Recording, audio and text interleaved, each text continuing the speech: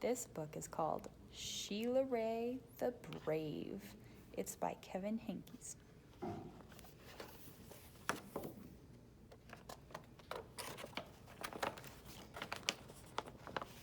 Sheila Rae wasn't afraid of anything.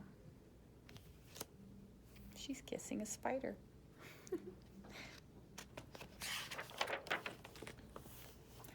She wasn't afraid of the dark. Are you sleeping, Sheila Rae? She wasn't afraid of thunder and lightning. And she wasn't afraid of the big black dog at the end of the block.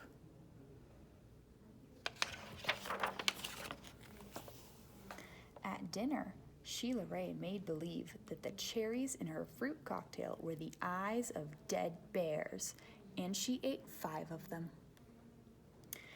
At school, Sheila Rae giggled when the principal walked by. And when her classmate Wendell stole her jump rope during recess, Sheila Rae tied him up until the bell rang. "I am very brave," Sheila Rae said, patting herself on the back. Poor Wendell doesn't look very happy.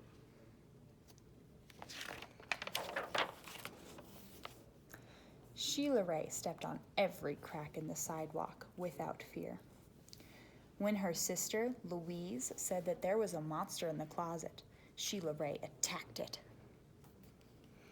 And she rode her bicycle no-handed with her eyes closed. "Yay, yay, Sheila Rae," her friends yelled, clapping their hands. One day, Sheila Rae decided to walk home from school a new way. Louise was afraid to. "You're too brave for me," Louise said.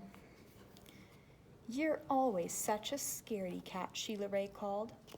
"Am not," whispered Louise.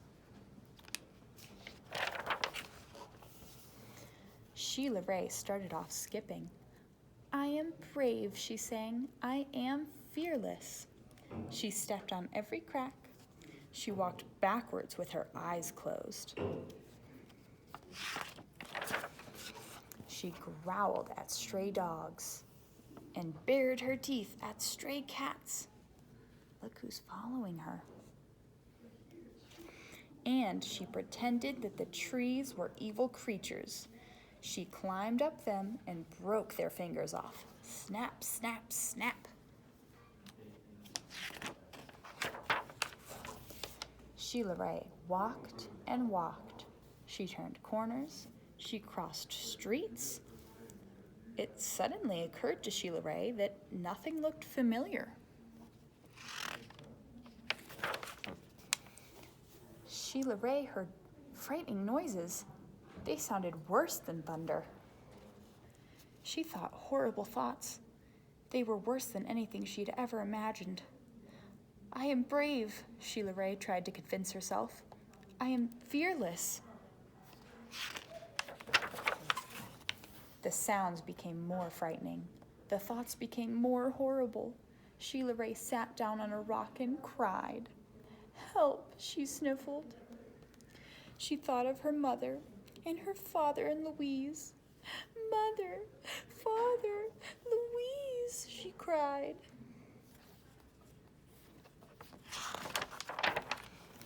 "Here I am," a voice said. "Louise!" Sheila Rae hugged her sister. "We're lost," Sheila Rae said. "No, we're not," said Louise. "I know the way home. Follow me." Louise stepped on every crack. She walked backwards with her eyes closed.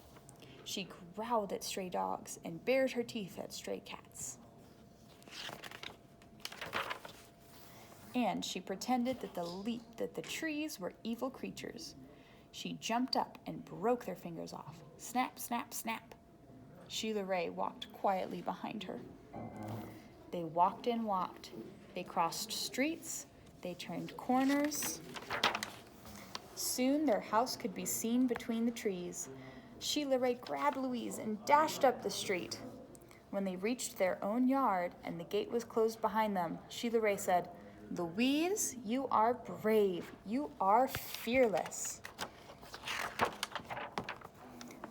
You both are, said Louise, and they walked backwards into the house with their eyes closed.